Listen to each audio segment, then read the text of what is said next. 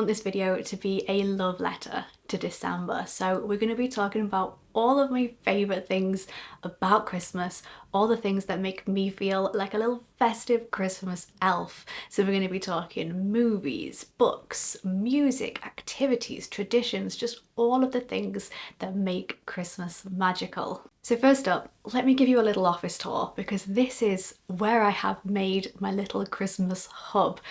I've pretty much covered every available surface in Christmas. And I do have a theme, as you can tell. I like to keep it traditional, red and green and gold. But I have a lot of ornaments that are really sentimental to me, things that I've had since childhood, things that I've collected year on year, and I truly think that that is the way to have a nostalgic and magical Christmas, is to gradually build up your collection of ornaments instead of going for a theme or changing your theme every year and buying a whole new set of Christmas decorations. Just add one or two timeless pieces every year, and then when you get them out, you get flooded with all the memories and the nostalgia comes back, and I do think it makes a big difference in making Christmas feel magical. So let me take you around some of my favourite pieces in my office. Okay, yes, I am awkwardly kneeling down so that we can see this and me at the same height.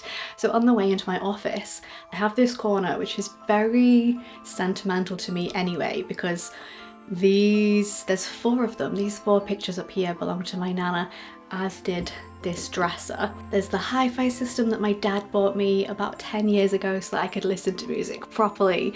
And on top I have these decorations that I got about 10 years ago myself from HomeSense, that again I put out every year. And then swinging around slightly, we have the tree.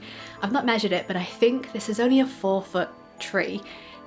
It's on a table right now to give it a bit of height, but again, this tree I think is older than I am. It was in our living room on the coffee table every single year, and it just feels so special that like I have it in my house now to put decorations on. I want to turn this tree into the sentimental tree that I gradually fill with baubles that I've collected over the years from special places, but I don't have many of those yet, so I've gone with a slightly traditional, classy kind of decorational theme. We've got bows, which I tied myself. I learned how to do that last Christmas. I put it in my Christmas video last year. I'm not sure if I can remember, but I did like go through the steps of how to tie bows like this. I dried out some oranges and just popped some ribbons through those, and then there's candy canes on there and little paper snowflakes. And I love it. This is exactly the way I decorated it last year. I just took everything off, put them in a box, and then took them out the box this year and put them on the tree, and yeah, I think it's really cute. Okay, and then the other favourite pieces that I have are on my bookshelf. I have these two stockings. These are the first ever little stockings that we had growing up. As we got older, they did get bigger, but these were our first ones, and what my parents would do is put these on our bedroom door and just fill them with like little silly stocking stuffers. And then in the morning, me and my brother would wake up, open our bedroom door, and they'd be hanging on the outside, and we'd grab them and run into my parents' room, jump on the bed, and they'd be all, you know, bleary-eyed. My dad would want to get some coffee, and we'd sit on their bed and open the stocking fillers before breakfast. So these are incredibly sentimental to me. And then I'll give you a little close-up of it, but I have this tree here. It's a little, like, I don't know if it's ceramic, what do we call this, like an ornament Christmas tree, and it's got little teddy bears climbing all over it. And again, this is one that I can remember being brought out by my mom every single year when I was little, and I would just stare at it and like wish the teddy bears were real so that I could play with them. It's adorable. And she moved abroad a few years ago and couldn't take it with her, so she gave it to me, and I treasure it so much. It's so special. I bring it out every single year and I just love it so much. So it feels really nice and magical to have all these incredibly sentimental things that just bring back so many wonderful memories from childhood, and it just makes my Christmas every year to get them out of the box and see them again. So as you can probably tell, the only part of my office that does not look like a Christmas grotto is this big white area behind my desk here, but that's okay because I've got some Yule log and I've got a plan. So I'm gonna put on some Christmas music and I'm gonna make some garlands out of wrapping paper and we're gonna string them up. I'm gonna attempt to make paper snowflakes and hang them as well, and really just cover this only area in my room that's not covered in Christmas. Just put Christmas all the way back here. Okay, so if we pop the Yule log to the side for a second, don't worry, I'm coming back for you later. Make sure the tea is not gonna get knocked over. These are the wrapping papers that I'm working with. Now, because I'm going for a mostly red and gold theme, I think I'm gonna stick with these two. I just couldn't resist picking this up in the shop at the same time because it is so pretty. So I think what I might start with is just using this one and doing a link that's this wrapping paper and a link that's a book page, and then alternating all the way through. If you've never seen a paper chain like this before, it's very simple. I will show you momentarily. You basically just make rings out of paper and link them together into a big long chain and then hang it up, and it's magical. So yeah, I think I'm going to save these and start with this one. I don't really have a plan. I'm just going to make rings and we're going to see how we get on. So if this upsets you, I am so sorry, but I have this book, Unnatural Causes, that I read and loved and then realised I would likely never read it again. So this has become my book that I rip pages out of and use for crafty purposes. If that is painful, I am very sorry, but that is what's happening. So we're going to alternate between wrapping paper and book pages, I think. And I think I'm going to make the book page links first because that's sort of going to determine the size that we end up going for.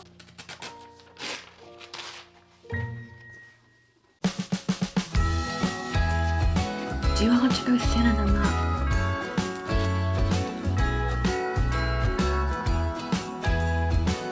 I'm literally just going to staple this together. Jingle bells ringing in my ear.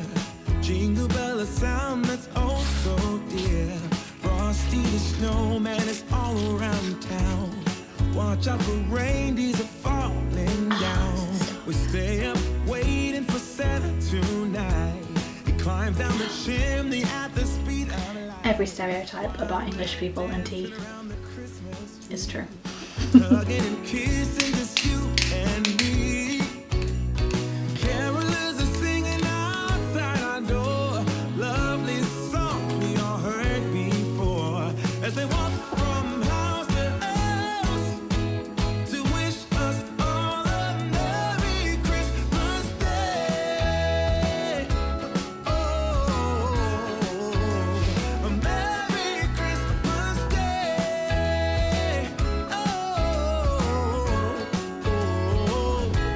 We're chasing snowflakes as they're falling down, and follow Rudolph all across the town. Later we meet under the mistletoe, while Santa's busy saying ho ho ho. We're feeling jolly, eating Christmas cake, and then we go skating on the frozen lake, saying hi to every friendly face, and later we warm up by the fireplace. Carolers are singing outside our door. Lovely songs we all heard before. As they walk from house to house to wish us all a Merry Christmas Day. Merry Christmas Day. A Merry Christmas Day.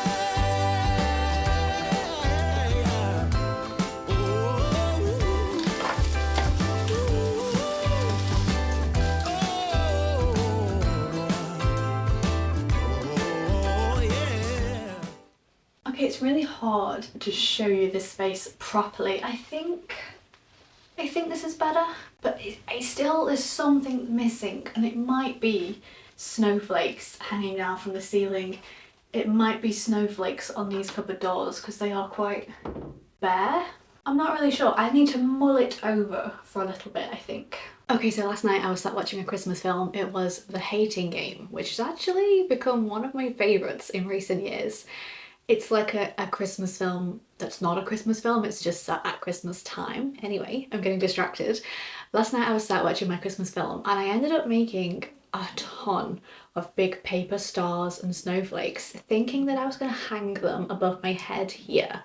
But then I came into my office this morning and actually thought that I think I just quite like it how it is. I think because this is not a big room and the other side of it is so busy, I think this is just the right amount of decorations. So I've put all of the paper snowflakes and stars on the ceiling in the bedroom and it looks so cute. So I thought I would show you how I made them in case you want to do the same and create your own little magical winter wonderland.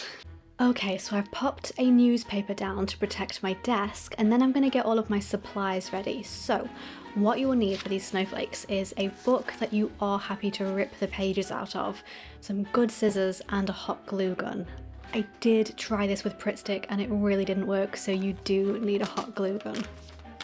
The first thing you need to do is take 6 pages out of your book and then fold each one roughly into thirds using a line of glue to hold it together.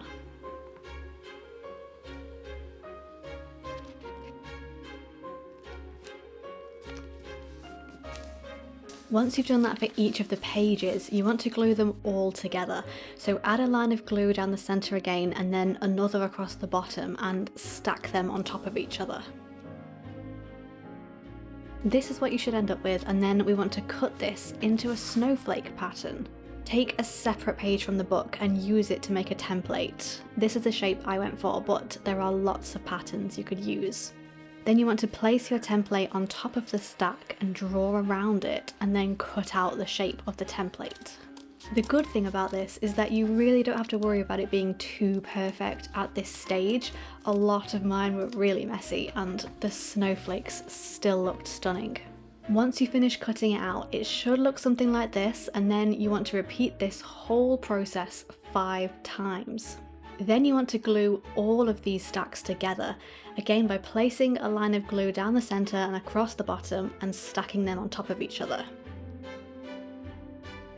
When you have them all glued together, glue the top in the same way, down the centre and across the bottom, and then you want to cover the bottom edge in glue as well. Now this is the tricky part. You want to fan it out and pull it all the way into a circle until you can join the ends. And there you have it, your snowflake is complete and ready to be hung, and oh my gosh, I just think they are so pretty. Moving on to the mini snowflakes, these are much quicker to make and they only require 2 pages each. So you're going to start by folding one of the pages back and forth like an accordion. And once it's all folded up, you're going to fold the whole thing in half. Cut the open end into a point and then open it up again. If you want it to look more like a star, leave it there, but if you want a snowflake, cut some triangles out from along each side. Repeat these steps on the other page, folding it back and forth, then in half, cutting the ends into a point, and then optionally cutting the triangles out. Now we want to stick both pieces together by placing a line of glue down the centre of one piece and laying the other on top. Take a piece of string and tie it around the centre and then glue down the middle of the top side of the paper. Then fan that side out and around so the glued edge folds in on itself, and repeat on the other side. Place a line of glue down the centre and fan it out till the glued pieces are touching. And voila! There is your mini snowflake.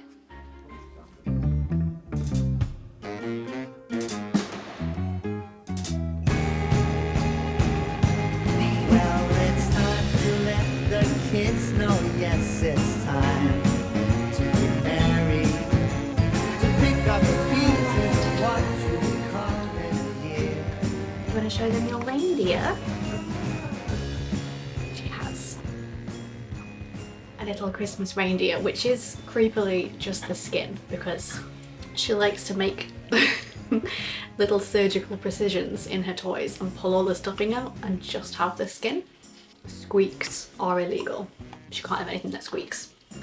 But apparently nothing that's stuffed either, because she will remove all the stuffing and just have the skin.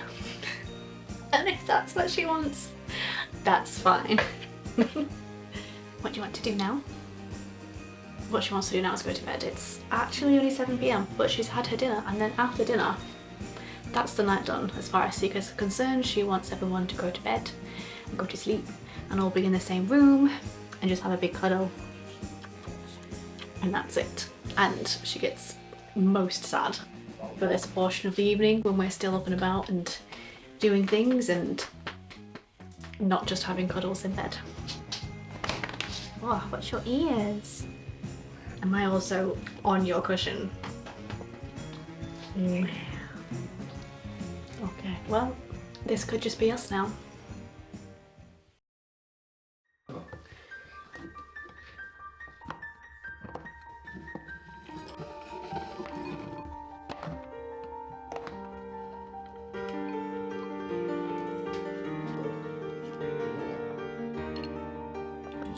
If you have been searching for a way to level up your hot chocolate game, then this part of the video is for you. I, quite frankly, did not know that I needed my hot chocolates to taste like Christmas morning itself, did not know how severely lacking I was with my cocoa and milk until I came across this recipe from Chef Zealand. It was one of those things that I saved instantaneously and knew that this one would actually make it off the save list and into my life. It's hot chocolate the way it should be made, with real chocolate, milk and cream, warming winter spices. It's slow and luxurious, an invitation to take a moment to just breathe, a reminder that you deserve to take your time and not rush. Make the mundane moments of your day that little bit more magical. Okay, it's time for a taste test. I think it's still quite hot, but I'm getting impatient and I want to try it, so here we go.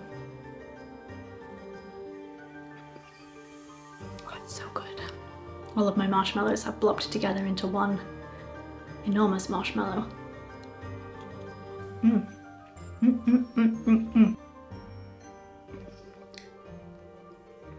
Definitely worth the effort.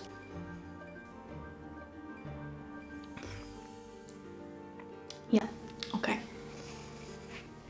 So I don't think I need to give you a list of Christmas movies to watch, because I'm sure we are all watching the same movies every year, and I watch the same movies every year, and I quite frankly don't have some new revolutionary list for you. So instead, I thought I would just talk about the way that I structure my movies, because I don't know if I'm a type A or type B. I think I'm one of those, is it type C? One of those people that makes lists and plans my life out like in minuscule detail, but very rarely follows through on the plans. I like to make the plans, that's where I get my joy, but like implementing the plans and the routines is not my strong point, I think. Is that a type C? I don't know, I'm digressing. Anyway, I like to structure my Christmas movie watching and essentially just watch from like the worst to the best films. So I sort of lump them into 3 categories. The first category, which is the worst films, I watch in the first week of December, and these are sort of most of the Hallmark films and the Netflix originals, the Disney channel. Well, actually Disney makes pretty good Christmas movies, and so does Prime. So what we have in week 1 is mostly Hallmark movies and Netflix originals. So some of the ones I will watch in the first week of December are Last Christmas, which I really enjoyed the first time I watched it, but then it's very quickly just become like a bottom tier background sort of Christmas film for me. Dash and Lily, A Castle for Christmas, A Christmas Prince, Singing All the Way, The Christmas Inheritance. These are my, we watch them for the vibes only type of films. First week of December, I'll throw them on in the background, and they're just like introducing us to the Christmas vibes. Moving into week 2, I like to step it up a gear. I watch what I consider like the golden tier original movies. So these are more specifically the Disney and Amazon Prime original movies that I think are actually really good films. So I will watch Something from Tiffany's in this week. I love that film so much. I also love The Hating Game. I feel like those are two films that are set at Christmas but aren't specifically Christmas films. I love them both so much. Meet Me Next Christmas, which I think was a new out last year movie, I think is going to become a favourite to rewatch in the second week of December. I think it's a great film. And then we move into week 3, which is pretty much the run up to Christmas. We're right at the peak of the festive season. So this is when we watch the golden tier classic films. My top 5, I think, in no particular order, I can't rank these. These are all my favourite. The Holiday, Love Actually, Elf, The Grinch, and Bridget Jones are my equal tied for first place top 5 Christmas films of all time. And then week 4 of December is actually really the week, that strange time that you have between Christmas and New Year's. So I don't watch any overly Christmassy films in this week because I like to keep the Christmas vibes going up until New Year. I may leave the Christmas decorations up until the 6th of January kind of person. So I like to stay in that Christmas bubble, but at the same time, the actual day has passed. So I find it a bit strange to watch things like Elf or The Grinch again. But the week between Christmas and New Year to me is the perfect time to do a Harry Potter rewatch. One film every night of that week it's just spot on. I also like to watch New Year's movies, of which there isn't that many. To me, and I don't know why, the film How to Be Single is a New Year's movie for me. I know it like spans, does it span 1 year or more than 1 year? But it kind of covers all the major holidays. But I don't know if it's because it finishes on New Year's, it feels like a New Year movie to me. So I love to watch that right before New Year's. Little Women, both films are perfect to watch in this week as well. And if I haven't already watched it, I will watch Ghost of Girlfriends Past, because it's a retelling of the Christmas Carol, so it is a Christmas tale, but it's also one of them films that's just kind of happens around Christmas. It doesn't even happen over Christmas, it's just incredibly wintry. So I think it's a really good one for that week between Christmas and New Year when you want the festive vibes but not too much Christmas. So yeah, that's how I like to structure my Christmas movie watching. I am, like I said, one of the people that just likes things to be organised and structured. So that's how I do it. Let me know if you do the same, if you just randomly watch them whenever you feel like it, or if you kind of also watch from like worst to best in Christmas films.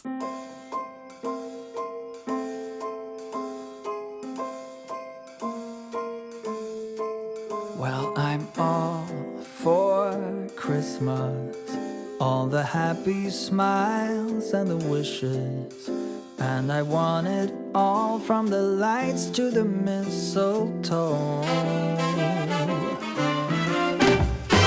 Tell me one thing, is there anything that you're missing?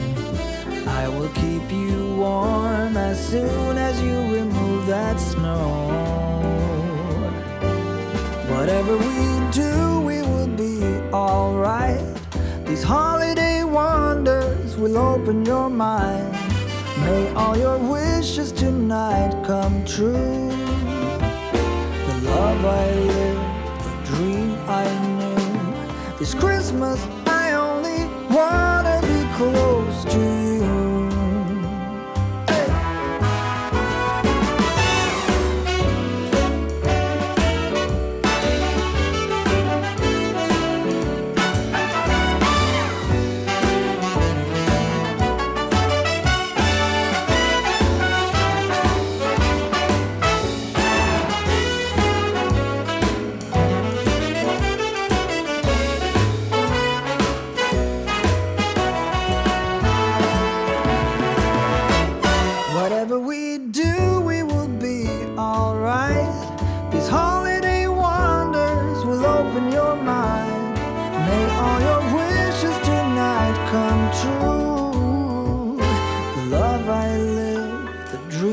I knew.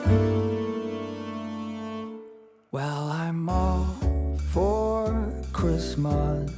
It's a magical time full of kisses.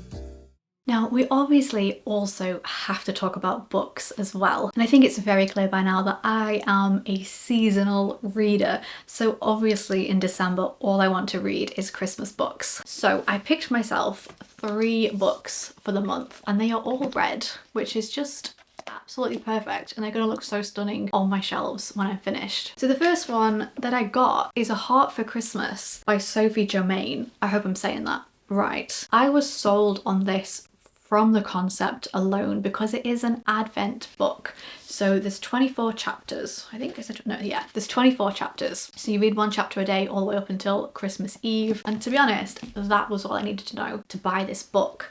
I don't expect much from my Christmas reads in a good way, I think.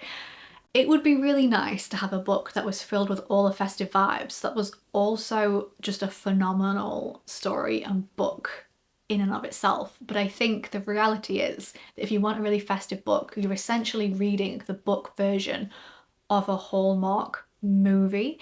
And we watch Hallmark movies for the vibes, just for the aesthetics, for the Christmas spirit. And I think I've decided that that is okay for festive reads as well. I don't need them to be phenomenally mind-blowing, exceptionally well-written stories. I just need them to be heavily Christmas themed, to be set in a really cute town covered in snow, to have all the activities going on. That is what I want out of my festive book. I bought this just purely on the basis that it was an Advent book. I didn't even really look up the synopsis or the blurb or anything about it. I just bought it for the vibes and for the concept. And then after I ordered it, I saw lots of people that had received theirs before me. The post here on this island slows down a lot in December, so it would normally take maybe like 3 to 4 days for a Waterstones order to get to me. I think it took about a week and a half, nearly 2 weeks for this to arrive, because I guess just more people on the island are ordering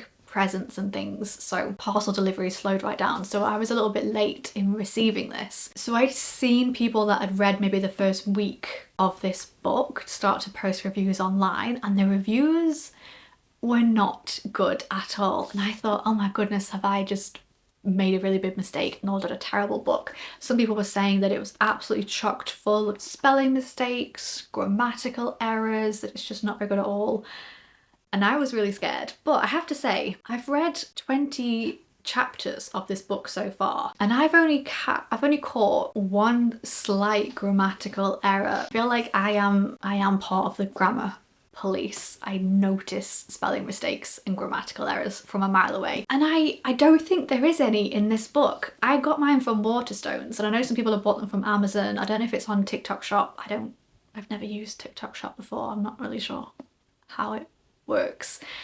So I don't know if there's different editions being published depending on where you've bought it from. Maybe some of them do have more mistakes in. I also know that this is a translation. The original book was written in French. So maybe if there are different versions being published, some of them just have more mistakes in the translation, but I have not really found any in this one. As to the actual story, it is quite simple, but again, I think that's just what I was expecting. Maybe it's just a case of expectations management, because I wasn't expecting much out of this book and I didn't need it to be a mind-blowing story. It's pretty much exactly what I thought it was going to be. And therefore I've just had quite a nice time reading it every morning. Some of the dialogue I have found does read a little bit stilted and the sentences are quite basic, but in the dialogue especially, I think you can really tell that it is a French translation, because not that I watch many French films at all, but from the few French films that I've watched with English subtitles on, I do think it's just because it's a different language and they structure their sentences differently to how we do. So then when you translate it into English, it might sound a little bit stilted or a little bit of a strange way of saying things that is a little bit odd, because we would probably speak a bit more informally if it was written English first. But again, I think it's just because it's a translation. I think if you read it thinking that this was said in French first and now it's just been translated to English, like, it makes perfect sense the way that the sentences especially the speech is written the way it is. So I think, yeah, it's just expectations management. Just know what you're going into. It's not that deep, it's not that serious, it's just a lovely, festive, light-hearted book, and I think you would have a really good time with this. Okay, and then moving on, the second book that I picked up is The Nutcracker. I got this year the edition by Alexandre Dumas. Again, hope I'm not butchering the name. Last year I read the original Nutcracker by E.T.A. Hoffmann, which was the first story published. That one, I believe, is a lot darker than this version. So I'm hoping that I've read them in a good order. I've read the original story first, which is a slightly darker tale. And then this year, I'm reading the version by Alexandre Dumas, which is obviously a retelling of the original tale. And this one is a lot more light-hearted, a lot more child-friendly. I think we get the introduction of the Sugar Plum Fairy. In this one, it's just slightly more light-hearted. So I think it'll be nice to have read the original darker story first and then have the nice light-hearted version of it this Christmas. And this is the version that inspired the ballet. So I'm sort of saving this one for when I've broken up from work in the couple of days before Christmas, or just maybe even on Christmas Eve, because it's not a big story at all. So maybe just on Christmas Eve, I will just curl up by the fire with this and a hot chocolate and just have an absolutely whimsical, magical time. Also, I got the Flexibound Barnes & Noble edition, and I'm obsessed with these. I want all of my books to be in this Flexibound format. I discovered these editions in autumn this year. I got Dracula and Frankenstein, the Barnes & Noble Flexibound editions, and I mean, apart from just how absolutely beautiful they are, I think they're like the perfect meet in the middle between a hardback and a paperback book. Obviously hardbacks are a lot more durable and a lot prettier, but they're not always that comfortable or easy to read because they're so stiff, whereas paperbacks are a lot easier to read because they're so bendy, especially if you don't mind cracking the spine. I am a spine cracker. I am sorry if that offends you. But obviously paperbacks, they can look a little bit tatty after a while. So I think these are like the perfect meet in the middle because they are bendy. So it's a nice reading experience. You can bend them, but they're just that little bit more firm and durable. So I'm very excited about this. And the final book that I got to read this December is A Christmas Carol by Charles Dickens, another classic. I have never read this before, and I almost can't believe that I've never read it before, because A Christmas Carol films, the retellings, all the different adaptations are my favourite Christmas films to watch by far. So considering how much I love the movie format of this, it is almost shocking that I have not actually read the book yet. So this is still in its like plastic wrapping, so I can't remember which publishing house I went with, but it does say it's a faithful reproduction of the original first edition of Christmas Carol. So I thought if I'm gonna read it, I will read like as close to the original as I can get. So I'm really excited for this one as well. This one might be like my between Christmas and New Year's read. But definitely come and chat books to me in the comments and let me know what you're reading this December, all of the festive books, all the festive vibes. And if I have a little bit of extra time on my hands between Christmas and New Year's, I might get a chance to pick up another book and read another one. So let me know what you're reading and give me some ideas to add to my December TBR. The final thing that I want to talk to you about is Christmas traditions and general ideas, activities, bucket list items. I know that we are quite a way into December at this point. We're on the final run up to Christmas, so a lot of these things you will have already done, or it's maybe too late to do. I did mean to get this video out a couple of weeks ago, but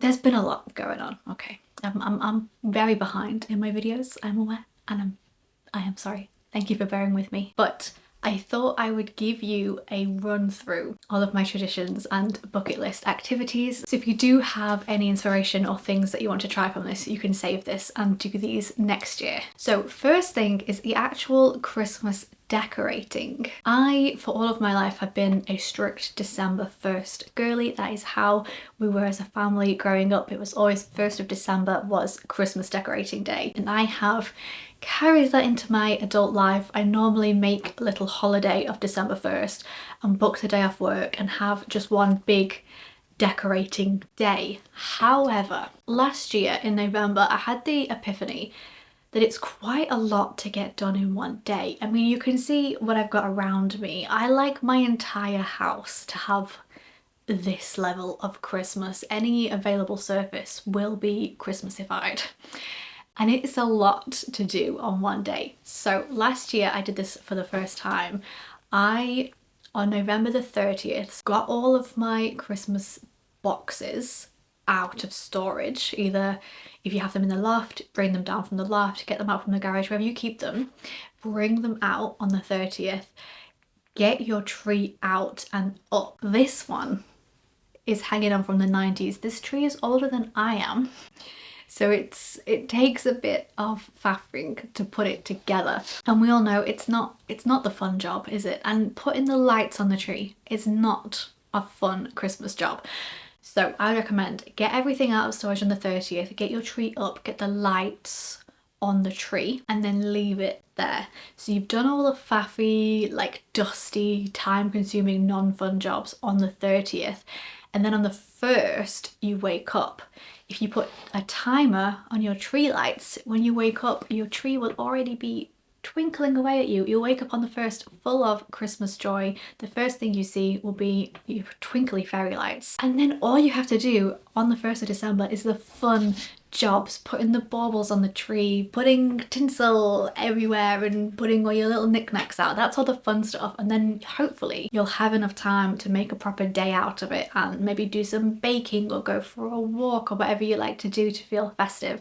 Put on some Christmas movies. You should have that time on the 1st if you've done all the faffy, annoying jobs on the 30th. Also, what I think is a really good idea is when you pack your tree and your decorations away this year, if you don't have a box for your lights, buy yourself a really nice bottle of champagne or mulled wine or any kind of wine, whatever you really like to drink that you feel all festive with. Wrap the fairy lights around the bottle, which will not only stop them from getting tangled up, but that means next year when you do your decorating, you'll get the lights out, unravel them from the bottle, and then you'll be able to have a glass of champagne or a glass of mulled wine, whatever it is that you've got, whilst you're decorating, and it just adds to the festive vibes. What I also like to do early on in the month is send my Christmas cards, because we know the post can get slowed down in December, so I try and do that as early as possible. I really like, whenever I have the time, making my own Christmas cards. I think it was a thing that I did as a child that has just stayed with me into adulthood. You know, I think it's one thing. I like to write a little special heartfelt message in my Christmas cards, because I just think we don't typically take the time to tell the people in our lives what they mean to us and how we feel and our favourite things about them and how appreciative we are of them. We don't typically say that to them conversationally day to day, which is a shame, but you know, it's just the way it is. You don't have big emotional conversations very often, or at least I don't. Anyway, so for birthdays and Christmases, I really like to take the time to write a message, because maybe I haven't said that to them this year. I haven't told them in a long time how much they mean to me. So I like to include a handwritten, heartfelt message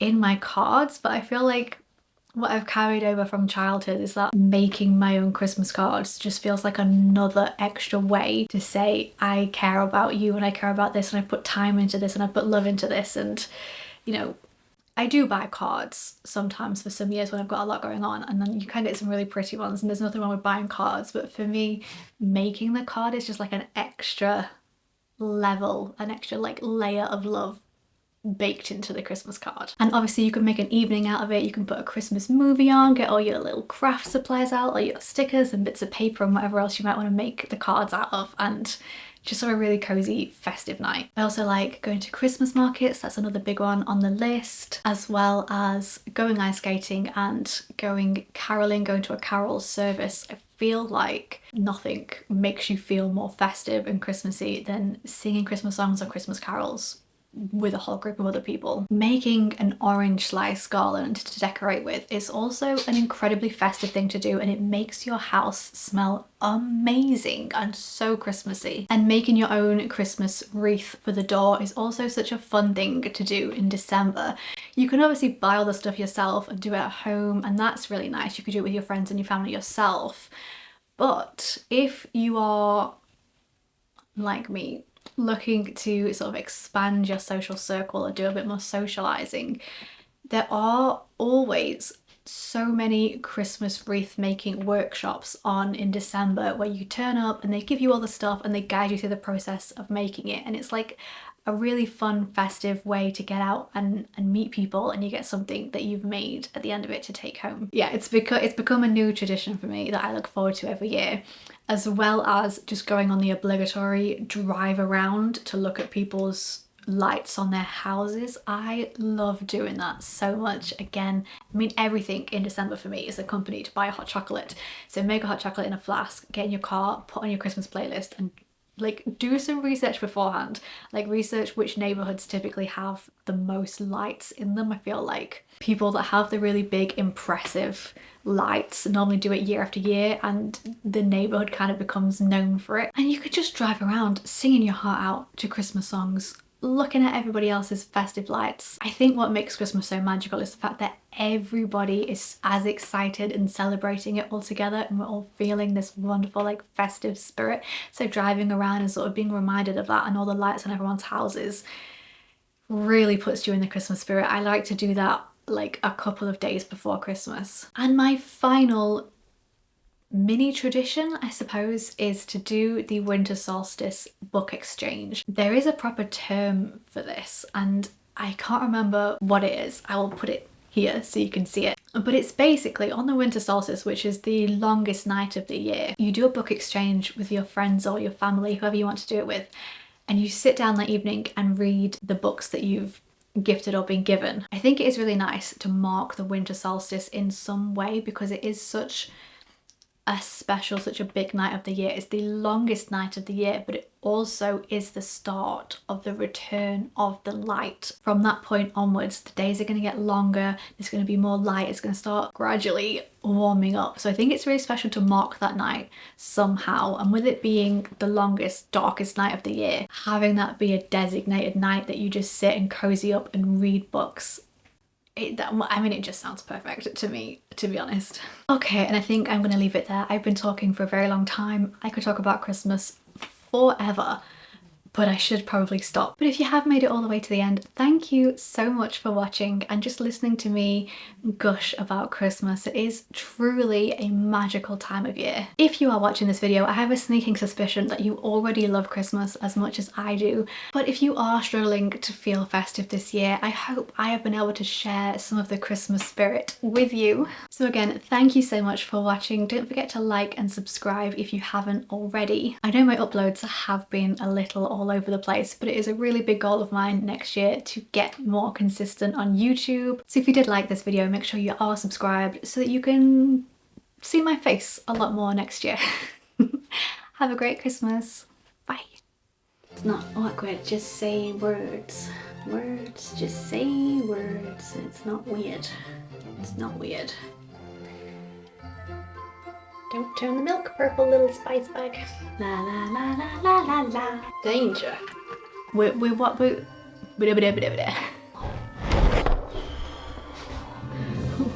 I normally read. Why did I say that? You're gonna lie down with your reindeer. They give you all of these. Slow down. Calm down.